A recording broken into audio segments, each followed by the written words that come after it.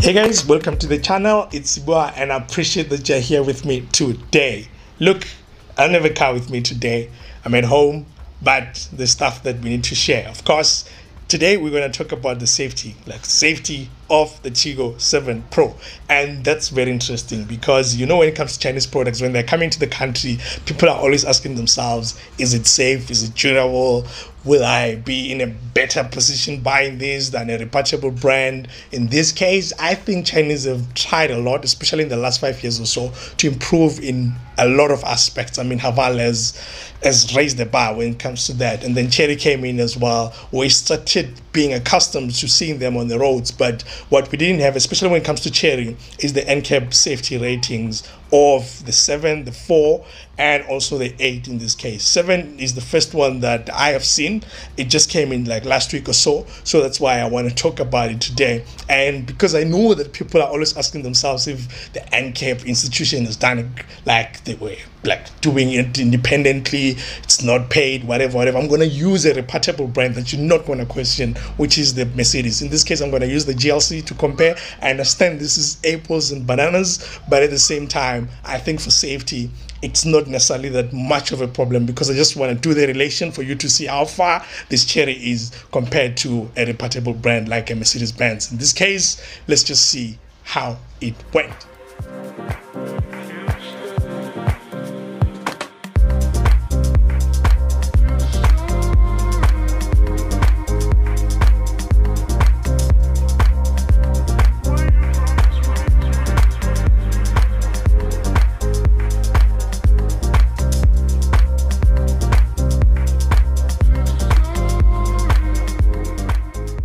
So the safety test clips that you're seeing in this video are coming from Australian ANCAP, and I like using Australian ANCAP because we mostly share the specs with Australia in South Africa. Sometimes you find that the differences are in suspension tuning just to cater for different road conditions in different countries.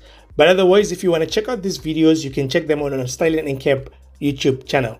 I think one thing to remember when you're buying a car is that safety considerations have changed, especially in recent years, because we used to focus on crash test, where it's a passive test and, you know, the car is protecting you while you're in an accident. But in this day and age, you also need to focus on crash avoidance, which is active, not just the number of airbags. I mean, you need to consider that the car can actually help you to avoid the accident in the first place. So these are the 4 main areas that they focus on during the assessment: adult occupant protection, child occupant protection, vulnerable user protection, safety assist as well. When it comes to adult and child protection, I think this is when the accident has already happened and the car is protecting you from inside the car. And then vulnerable road user is people that are outside, whether the cyclists, the pedestrians, motorcycle, children, elderly, and so on. And then safety assist is focusing on the systems of the car. Just a quick reminder that in Australia, the Chery Tiggo 7 Pro is what we call Max here in South Africa. That has just been introduced right now with the 1.6 liter turbo engine. And we're comparing it to a car that is probably costing 3 times more when fully specced. Remember that. Okay, let's see these tests and talk about them after.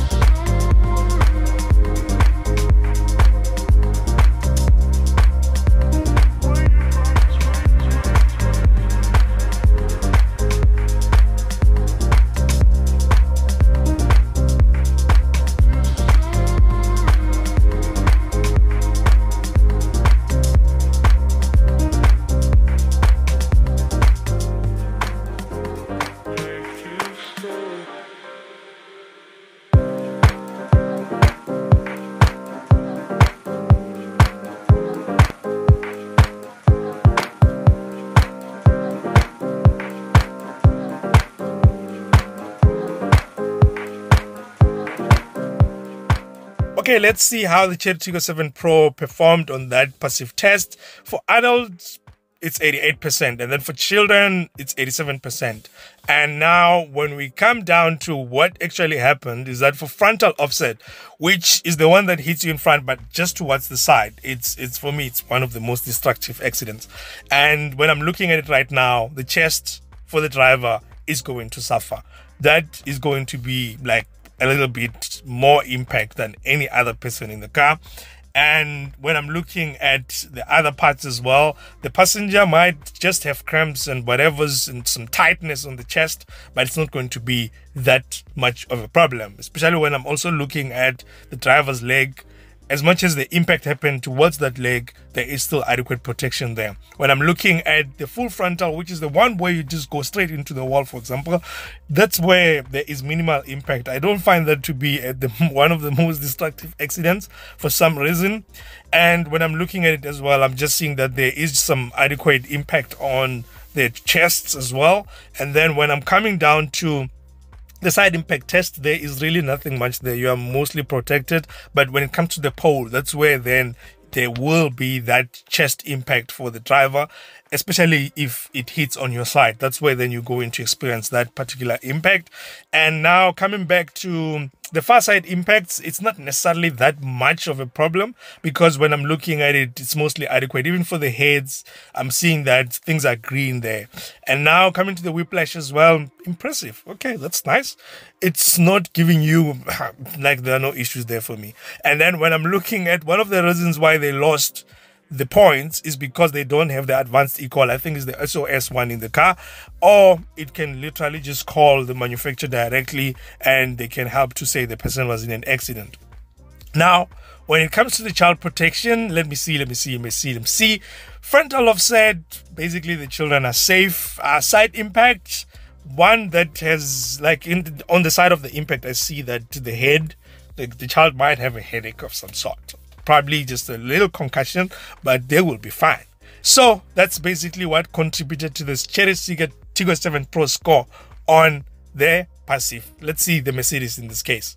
When it comes to the Mercedes, now you'll see that it scored higher than the Chery Tiggo 7 Pro. Yep, it's like 92%. Looking at the scores from the other side, we're looking at around 4 percentage points, 5 percentage points. And yeah, that's where you show that, yeah, you know, I'm showing my prowess. I'm like 3 times more in terms of costs. Okay, now let's see how it went. When I'm looking at the frontal offset, that's where Mercedes is doing better than the Chery, because when I'm looking at the chest, the impact is going to be much more minimal and adequate compared to the Chery, which is not looking good. And now the full frontal test, almost similar results. You're not going to be experiencing major impact on any parts of your body, just behind.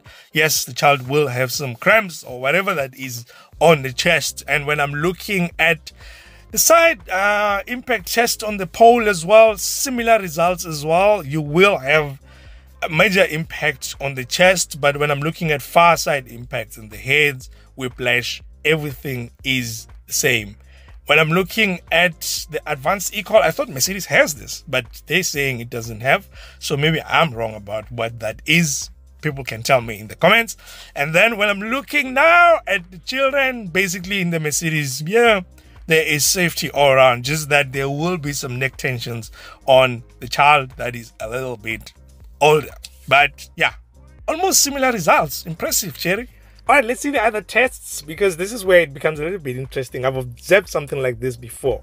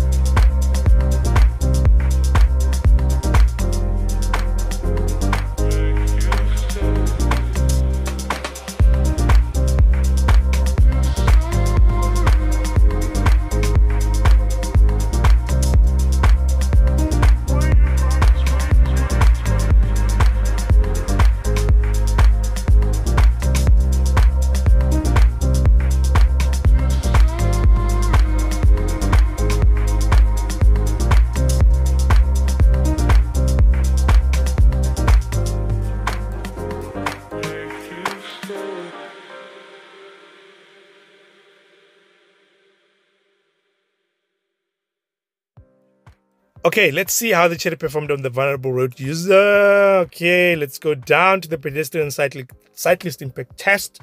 I think it's better when it's hitting you, right? You land on the bonnet, not anywhere else. Because when I'm looking at it here, as much as there's marginal protection just on the side, on the bonnet, it's better right in the middle than anywhere else. Because when I'm looking at the part that is connecting the windscreen and the wipers, like that part, you're going to have a problem. Serious problem. If you hit the windscreen, looks like you're going to be a little bit safe, of course, unless if glass comes to whatever, and then you're going to have a problem. And then if it hits you straight in front, I think the part that is connecting the grille and the bonnet, that's where then for me it's always going to be a problem, no matter what car it is. And I see it's highlighted right there, so yeah, that's where the problem is. When it comes to cyclist test scenarios and AEB, they're responsive throughout. I see that it's just good. Performance is great. I don't want to say much about that. It's great. And now coming down to AEB for pedestrian test in reverse. Why is it? I thought the systems here are proper when it comes to Chery, but I see marginal performance, and you can see there we do have instances where it might not be able to pick up the obstacle, especially if it's a child or adults that is standing. That way, then you're gonna have a problem. But coming down to the pedestrian test, in this case, who's walking on the road, crossing the road, whatever that is, mostly the performance is good. Just that when I'm looking at the far right, I can see that actually if it's just turning, sometimes it might not necessarily pick them up perfectly and you might hit someone. So just be aware of that. Now, when I'm looking at this part of the motorcyclist, how is it different to the cycle, like bicycle? See, it's good, but it's not that different. I don't know why then, if there's a headway one like 12 meters, that's where then doesn't pick up perfectly. But I don't know why. But otherwise, lane support systems, I see it's marginal. I didn't expect that as well. Okay, but otherwise, just be aware of that as well. I thought the performance is going to be great on this one, but it clearly is not. So just be aware that it's marginal there. And then when it comes to safety assists, I'm expecting this to be so good. So good. I mean, when I'm looking at the test that they did here, I'm looking at the changing lanes all the way to 80 kilometers. That's where then we're starting to see it being shaky. But performance overall is good. I'm expecting this to be much better because I've tested it before. I've seen that it's quite amazing. And then coming down then to the junction assist, and then when someone is crossing, or another car is crossing rather, and you have to hit it as well, I see there is some issues there, but they're not that much. I see that it's adequate performance. Looking at the head-on collision, no, this thing's it's just adequate mostly, and good. I don't know why lane keeping in this case, when the car is just alone, not distracted, is good, but when there's something else, it looks like there is some marginal protection, or rather safety, whatever, man. And then lane keeping overall, I see that it's good as well. Again, when there are no obstacles, I do not see that much of a problem, but I don't know why on this one, for lane keeping performance here, emergency lane keeping test for motorcycles doesn't pick up the same way as the cars. If you look at this, I don't know, but otherwise I think that's what we have on the Chery. Let's look at the Mercedes. Okay, let's look at Mercedes. Now it has performed better than the Chery on vulnerable road user protection. Let's see how that happened. The AEB here, it's doing a great job in most instances. I think that's where it hit the Chery. I don't know. I didn't expect this for some reason. But when I'm looking at the pedestrian impact, it's almost similar picture to Chery. I don't know why they didn't highlight the windscreen here. But if you look at where the bonnet is connecting with the grille, you'll see that it's almost the same impact. Together with the impact on the bonnet itself, it's better if it's in the middle than anywhere else. Like I said, I think this is going to be the same for a lot of cars. If it's not like this, someone is lying somewhere. And now when I'm looking at the AEB for the cyclist, again, it performed better than the Chery. Mercedes, I didn't expect that. I didn't expect that, but yeah, it's there. And then this is where then it performed just a bit below Chery. This is the only time that Chery surpassed the much more expensive Mercedes-Benz in terms of the scoring. And let's see how that happened, because there is adequate performance when it comes to emergency lane keeping. And I can tell you that lane keeping from Mercedes is something else. It can be a little bit rough, and I've experienced that myself. But lane keep assist, I see everything is good. Human machine interface, the blind spot monitoring, lane departure warning, I see stuff there. It's passed, it's good. Where did it lose then? Where did it lose the ground? Because most of this stuff is good. I don't know, it feels like Chery was tested much more on this stuff, especially on the report. Car to car, everything is good. So yeah, I think from the safety point of view, they are almost equally matched when it comes to this particular part of the safety assists. And I have to say, when I'm looking at the Chery and where they come from, I am very impressed, especially because of the car that we are comparing it to. I mean, this is the Mercedes. This is a car that costs almost 3 times, and the results are not that far off. I'm very impressed. I'm a little bit disappointed because I thought the safety systems are going to be much better than Mercedes, for example.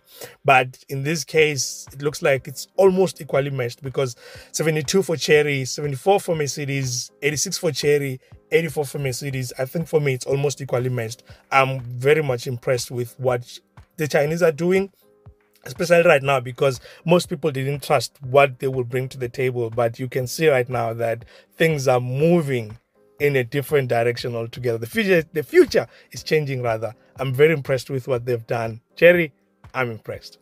Otherwise, guys, I really appreciate that you are here with me today. Thank you so much. Till next time, I am out.